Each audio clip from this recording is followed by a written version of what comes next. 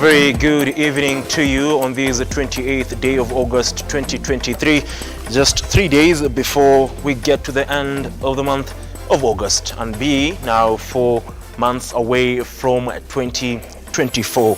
Now today, President William RUTO was on his fourth day of the tour to the Western Kenya region, specifically to the Bungoma County, while of course sounding a caution or warning to those engaging in the illegal logging of trees in state forests. Remember, it is only 2 months since President William RUTO did lift the ban on the logging of trees on state forests, and ever since that happened, there has been an increased number of,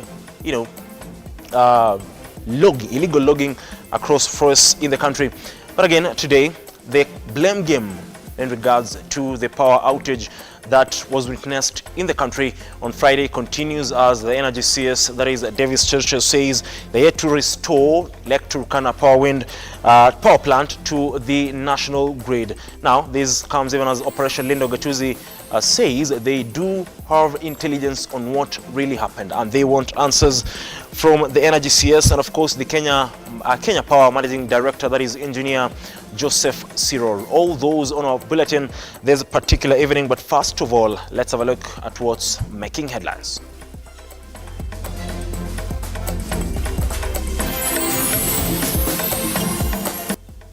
Tonight on the Spotlight, blame game continues as Energy CS Davis Chirchir shifts blame to Lake Turkana wind power plant a day after the power plant denied responsibility for national power outage. This as Lindo Gatuzi threatens to go to court demanding answers from relevant authorities. The KDF recruitment kicks off across the country as Lieutenant General John Mwangi warns against corruption during the exercise. And President William RUTO talks tough against environmental conservation saboteurs, warning anyone from cutting down forest trees as he tours the western region. Welcome to the program tonight. I am Ian Keitani and our sign language interpreter is Josephine Auko. Remember, you can watch this bulletin live across our social media platforms at Lookuptv on Facebook and YouTube. Now, Energy Cabinet Secretary Davis Chirchir said that the ministry is yet to restore the Lake Turkana wind power plant to the grid. Speaking on Monday, the CS said that they are trying to find out the cause of the problem, as Stanley Lugare will be, of course, coming to us with that particular story later on in this particular bulletin. Moving forward is that President William RUTO has called on Kenyans not to cut down trees and instead plant trees in order to deal with the issue of climate change. RUTO spoke during his tour of the western region, where he launched the construction of the Mount Elgon Technical Training Institute in Chirchir, Bungoma County.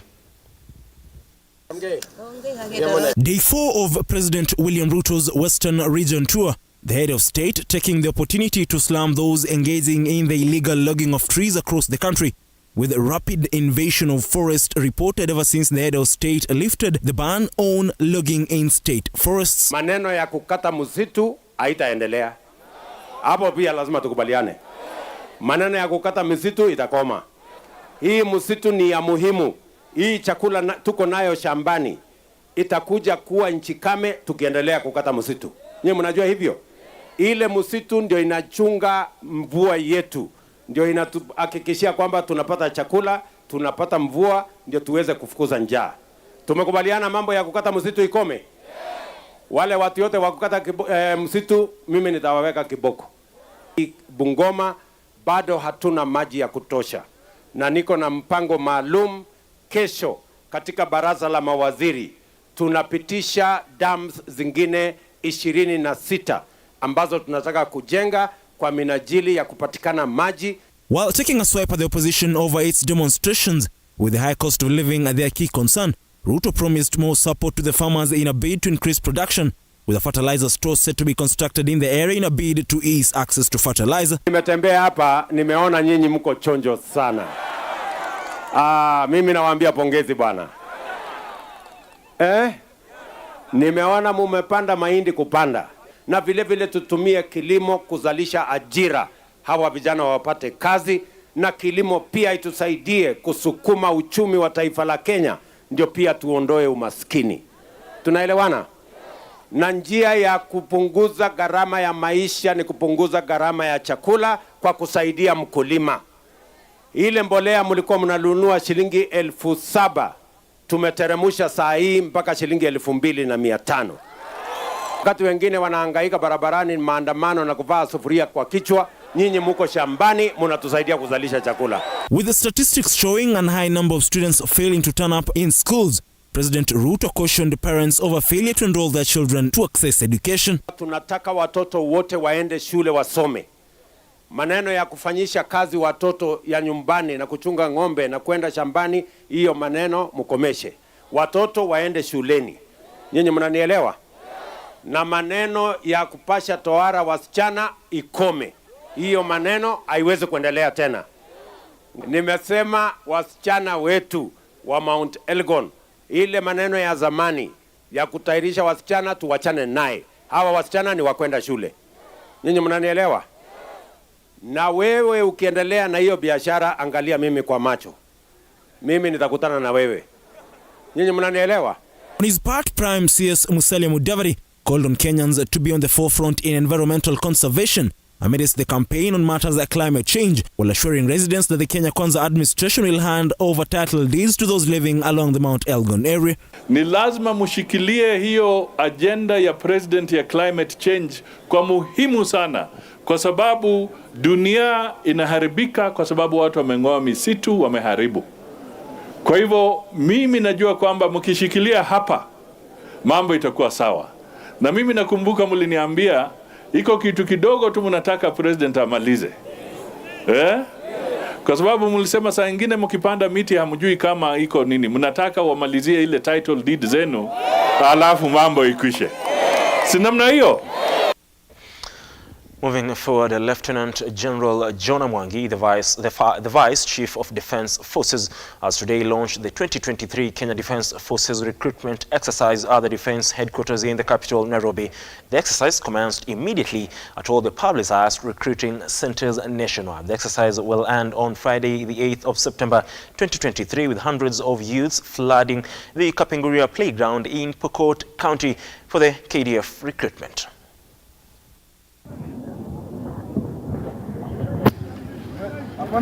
The nationwide recruitment for members of the Kenya Defence Forces kicked off today. Amid warnings against graft in the exercise, hundreds of potential recruits in different parts of the country took to the recruitment ground to try their luck. Kapenguria youths stand up to go through their exercise with the hope of emerging victorious for the love of duty. We started the exercise early in the morning today at 8, exactly 8 in the morning, and we had a very good turnout of potential candidates whom we have been able to take through the process since morning.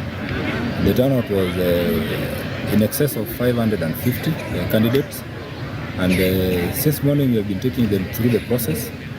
So far we've been able to identify some potential candidates for cadets and for general duty recruits and for constabulary.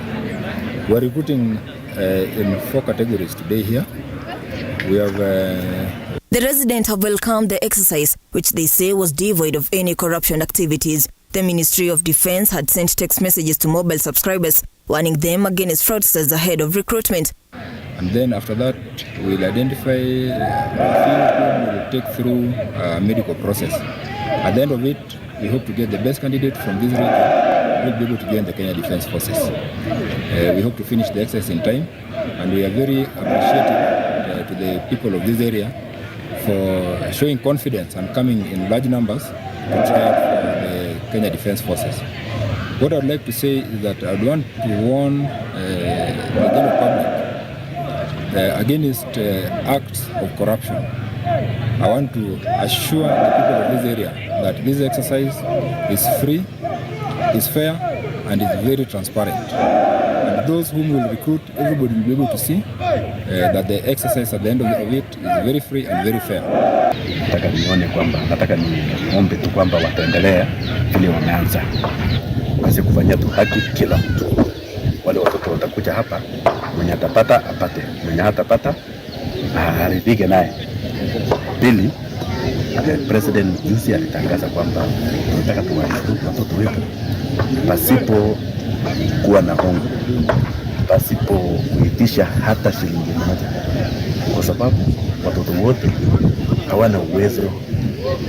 Kuna wenye wanatoka familia ambao haijiwezi, na ni serikali kuwasaidia na kuwatetea na viongozi kuwashika mkono ili waweze kunyanyuka na waweze kusimama na wafanane sawa na watu wengine. The ministry has partnered with various stakeholders, including the Police for Action amid reports cons that are demanding up to 400,000 Kenyan shillings for calling letters for one to join the KDF. Vice Chief of Defence Forces Lieutenant General John Mwangi officiated the exercise in Nairobi, warning against bribery for anyone to be recruited. The ministry announced new recruitment into Kenya Defence Forces in the months of August and September this year. KDF is seeking to hire General Service Officer, GSO, cadets, that is, regular and graduate degree holders, specialist officers, general duty recruits, tradesmen and tradeswomen, and Defence Forces constables. Ruga Ival, Lookuptv. Thank you very much, Ruga Ival, for that particular story. And Nakuru County Assembly members today appeared before the Senate committee to defend themselves against accusations of misuse of funds. Now, during the meeting, it emerged that the County Assembly, which has only one legal counsel, was allocated a budget of 27 million in the financial year 2019-2020, but spent over 66 million. Now, the Assembly further failed to present the exact amount of expenditure in the 2019-2020 financial year. Nakuru County Assembly members today appeared before the Senate committee to justify spending in the county, which according to the Auditor General report is unwarranted. The report of the 2019-2020 financial year has raised more questions on the extravagant spending by the county, which include the construction of a 42 million speaker residence. The audit issues are very clear. That the budget was 27, commitment was 66, and our question was, how do they intend to pay the excess? Trying to justify the spending, the county deputy clerk Jane Waweru says the county has spending bills over 66 million that they have accrued over the years, 55 million development and 73 million unauthorized expenditure by the county assembly. From the previous years, we had pending bills. And if we go to our budget, we carried forward the budget for the pending bills. This is 53 million. This is not included in the 27. This carried down 53 million 065. When you add on now the 27, it is coming up to to 8 million. Chair, we know the gaps that we are having in the HR ratio, the legal department, and so it will be much easier, much convenient for the assembly to use the money through that usage other than building a swimming pool. So I'm fine with the residence as it is. It doesn't have to have a swimming pool. The chair of the committee accused the county assembly of embezzling funds meant for development. We have observed that you have a lot of gaps in documentation and formalization of your procedures and policies, and we have given generally 6 months for documentation, adoption and implementation of various policies and procedures. Mevin Getembe, Lookuptv, Nairobi. That particular story by Mevin Getembe brings us to the end of the first segment here on this particular bulletin, but we'll be coming to you with more stories, which includes our top story surrounding the blame game on the blackout witnessed in the country last week on Friday, so don't go away.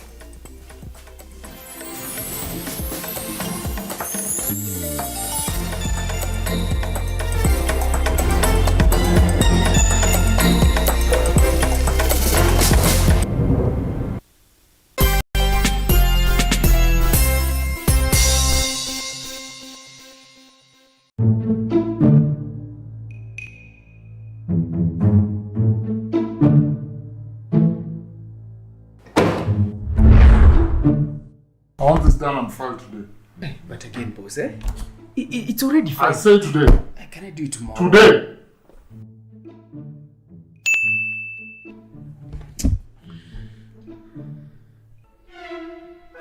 Wait.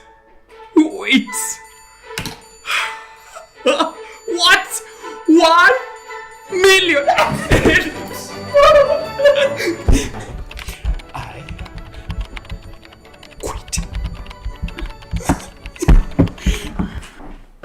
Excuse me, boss.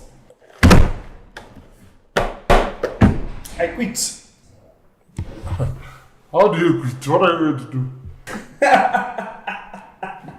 So, skiza boss, nimeshinda na Loto Mita Mania. So, unacheka kale kabisa kama ka organic farming nitajijenga nako Toka hapa.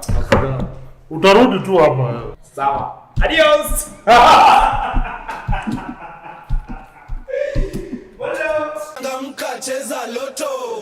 It's bigger. Hourly cash wins. It's the Lotto Mita Mania. It's raining millions every hour. See your Lotto. Cheza Lotto Mita Mania. Ushinde 1 million every hour. Isitoshe, kuna mega grand draw ya hadi 200 million shillings kila Jumatano na Jumamosi. Cheza Lotto sasa. Timiza ndoto zako.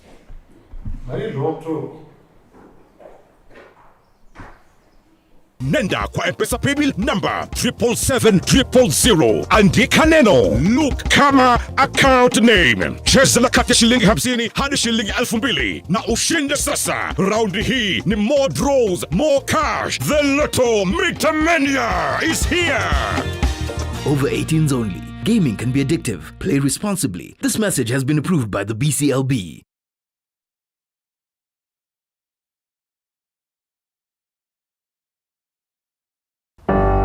So the story we're telling today is a story of passion in practice that grows into business.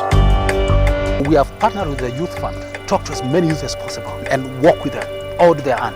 It is an expose of captains who have decided to take on challenges in different sectors and industries within the country. My mentors had also not started as CEOs.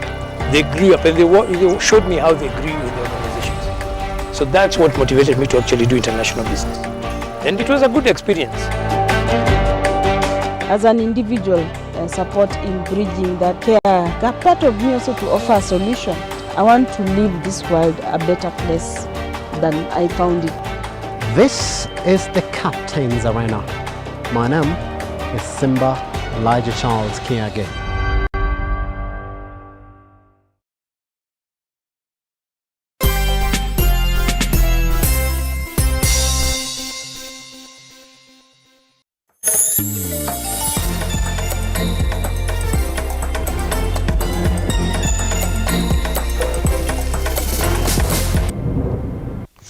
Welcome back and many thanks for staying with us. Now, lobby group Operation Linda Ugatuzi has written a demand later to the management of the Jomo Kenyatta International Airport seeking answers following the nationwide blackout on Friday that left passengers stranded. Now, the demand later is in response to what the lobby group terms as a flimsy and contradictory information coming from the Transport Cabinet Secretary Kipchumba Murkomen.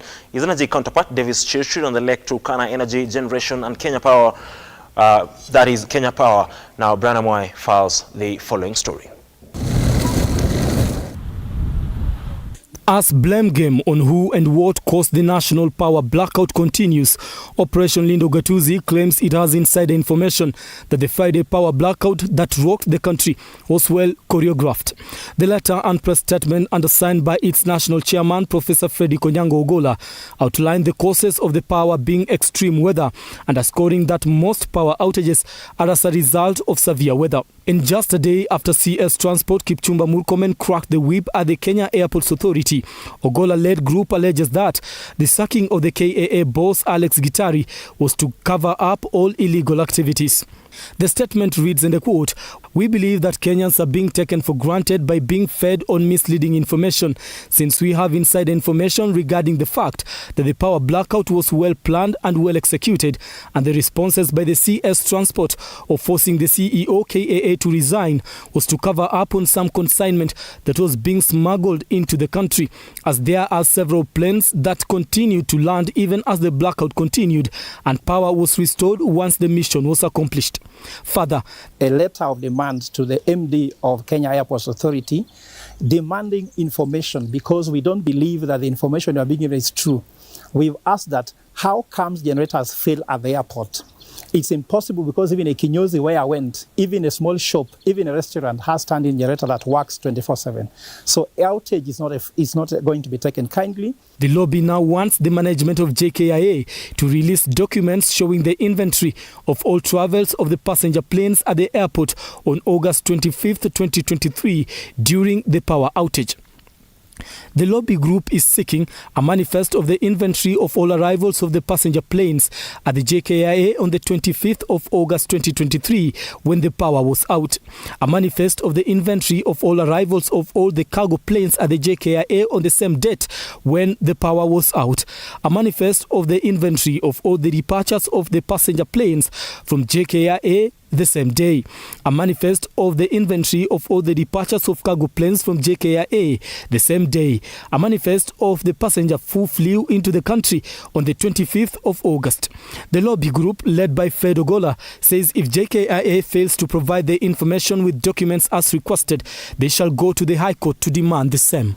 We have demanded that we are given how many planes landed, where are the manifests, what are the passenger planes, the cargo planes, what was being smuggled in the country that airports had to be closed. So we're asking for this information. If they fail to give us this information, we shall go to court so that the court can demand, High Court can demand that they give us the information that what were they smuggling in the country that happened. So we don't accept what they are saying. We need good explanation. Brian Amwai, Lookuptv. Now, tonight on Your Opinion Matters, we ask, do we appreciate our sportsmen and women enough? This comes after Kenyan athletes represented the country in Budapest, Hungary during the World Athletic Championships. Dasa Crystal engaged Kenyans on this, and here are some of their views.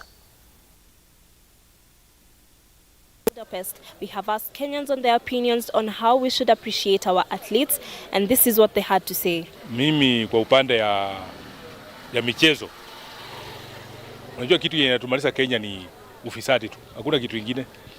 Kwa hiyo ukiangalia vile hawa wakimbiaji sasa wanakimbia na wana managers wanawamanage, utapata at the end of the day mtu labda anashinda anapewa pesa fulani, hiyo pesa haimsaidii, ni manager ndiye anabaki akikula. Cases ngapi tumesikia siko huko, hata anti corruption wanafuatilia hizo cases na sinafaa tu mpaka sinazima hivyo, lakini wakimbiaji kama mtu tutakuwa na mikakati ya kuwainua itumalize corruption from the ground. I think the way we are supposed to appreciate these athletes is by making a holiday for them, just to show the way, because they have made us proud, not only as Kenyans but to the world at large. They are raising our flag at a higher standard, and so by just making that holiday and making them feel special. Mtu kama Mora nilifurahia sana, ni mtu ako energetic, alikimbia kwa kuonyeshana uwezo wake. Shida yenye iko, tuko na wakimbizi wengi katika Kenya, lakini tunafika mahali tunawasahau. Kuna wenye wako chini wanataka kuinuliwa wafike kiwango, lakini hakuna mwenye anawafuatilia. Sasa wanafika mahali mtu anaona yes anaweza kimbia, lakini ile kufuatiliwa ama kitu tuseme kama kifedha mtu hawezi kufika mahali, hiyo iko chini, hakuna mwenye anatufuatilia. They were taxing our athletes. They shouldn't tax them because hii ni pesa yenye they are going for just a season. Ni kama kitu ya mara moja kwa mwaka. Surely kama una tax mtu kama huyo, it is unfair, inaua morali yake. Then another thing, watu kama hawa inatakana wanakuwa icon, na wana barabara zingine ziko there are roads that wanapatia majina watu, they don't even make sense. Ati juu ni businessman, no way. Kenya is all about ushujaa. So watu wenye wanafaa wanapatiwa majina za barabara ni watu kama hao. Those are some of the opinions from the residents in Kawangware. Dasa Crystal, Lookuptv, Nairobi. Moving forward, police in Lodwar town have arrested 3 people who were in possession of close to 40 bags of cannabis estimated to be worth 50,000 shillings. The 3 were arrested during a sting operation that saw police also confiscate alcohol believed to be illegal. Police officers from Lodwar County have arrested 3 people in possession of close to 40 bags of bang worth 50,000 Kenya shillings and illegal alcohol.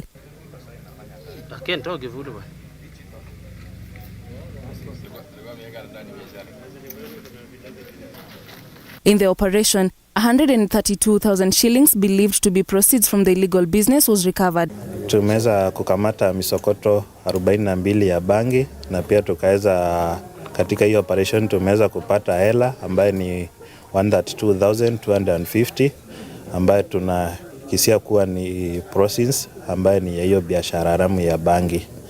Vile vile tumeweza kukamata katika hiyo operation tumeweza kupata simu 8 ambazo hatujaweza estimate the ownership ya hizo simu ambaye pia tunahisi kwamba ni baadhi ya wale ambao ni wahusika katika hiyo biashara haramu ya bangi katika ili jiji letu mji wetu wa Lodwar. The operation was successful with the authorities warning against illegal business.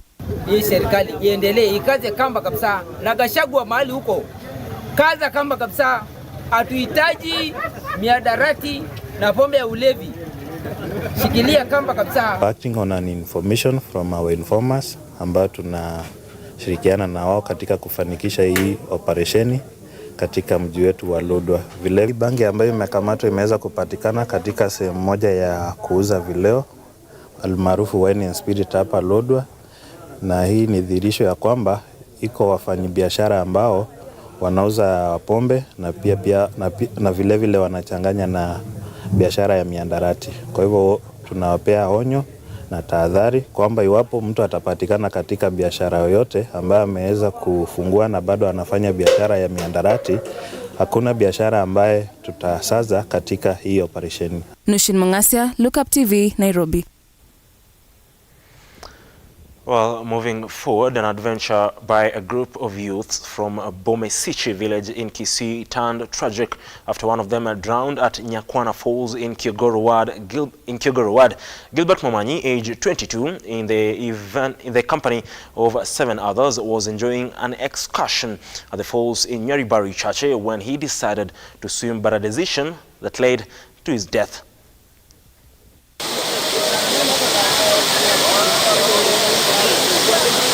Seven young men went out for an adventure to experience the serenity and listening to nature make soothing sounds. This waterfall was the destination, but one that will later snatch life out of one of them. Gilbert Momanyi, aged 22, in the company of 7 others, was enjoying an excursion at the falls in Nyaribari Churchir when he decided to take a dip, a decision that cost him his life after he drowned in the water. The county government of Kisii, where we have the Department of Disaster Management, na hiyo ndio kazi yao. Hapa hata saa hii hawako hapa, hatujui kama wanajua hii msiba ama hawajajua hii incident. So we are appealing to the county government of Kisii, more especially to the governor of Kisii, Mheshimiwa Simbarati. Tunataka oingilie hii maneno. If it is possible, kama kuna our divers hapa Kisii, you can hire 1 or 2, 3 from these neighboring counties like Homa Bay, Migori, hata Nyamira. We have some divers there. A child who now lives behind a devastated family that was counting days to him joining Kisii University in September. The father camping here waiting for the body of his son to be retrieved. So hii mambo ya msiba yenyewe inaendelea saa hii. Jana tulitoka nyumbani mzuri tukafika kanisani. Afu mimi nikaenda town nikaacha kaenda kutembea.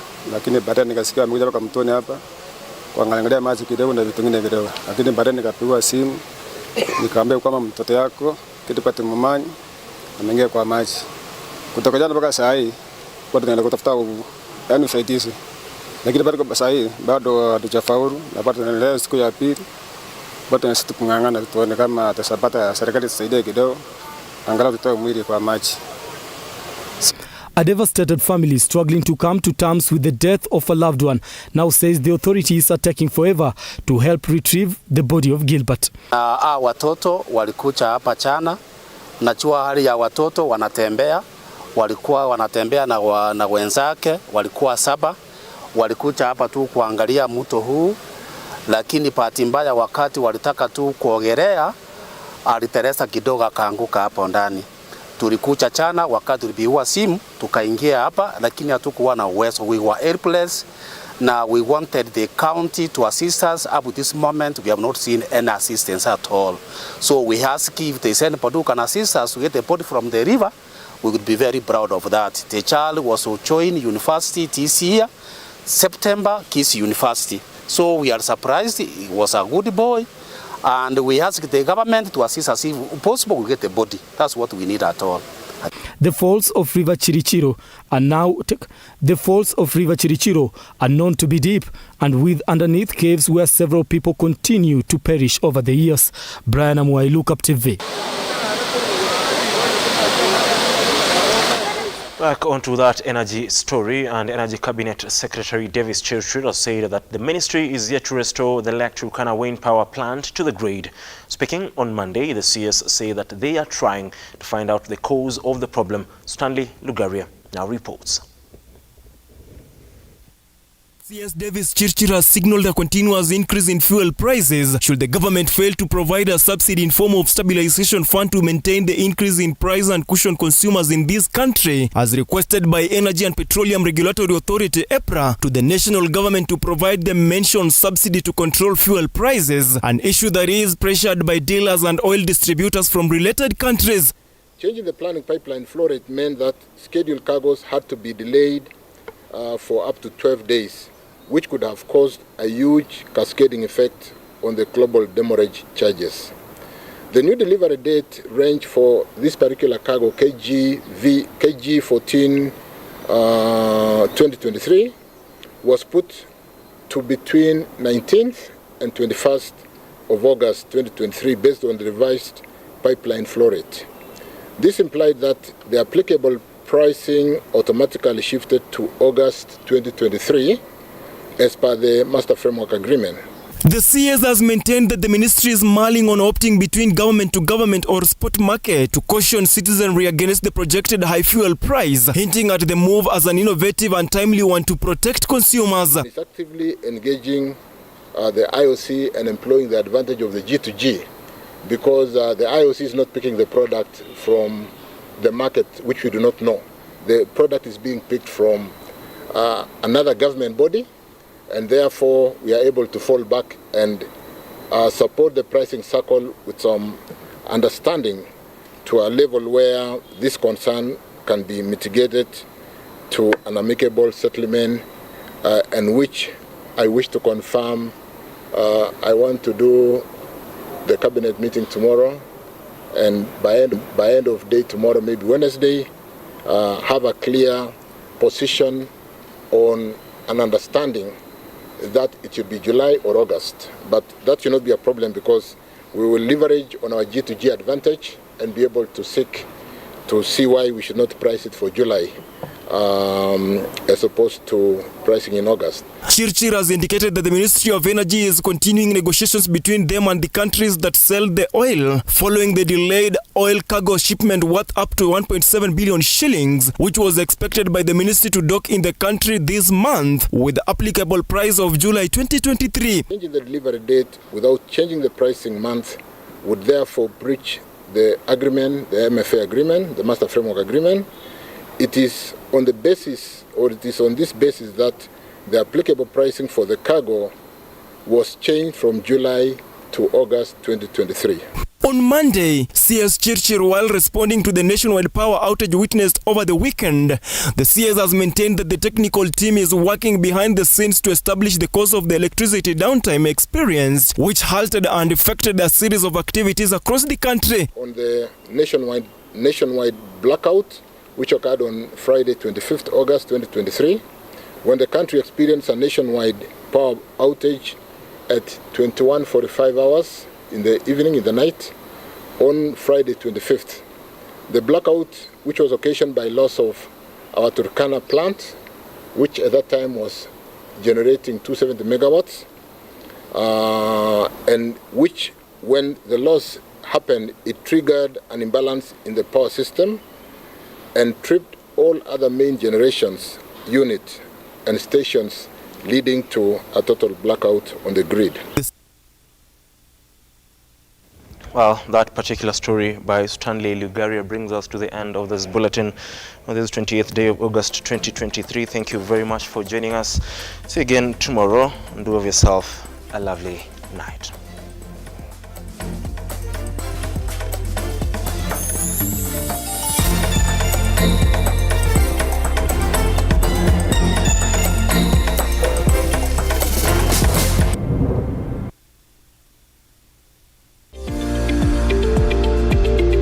We value your feedback and welcome your complaints about our programming and operations. Feel free to get in touch with us through 0700 893 542 or send us an email to info@lookuptv.co.ke.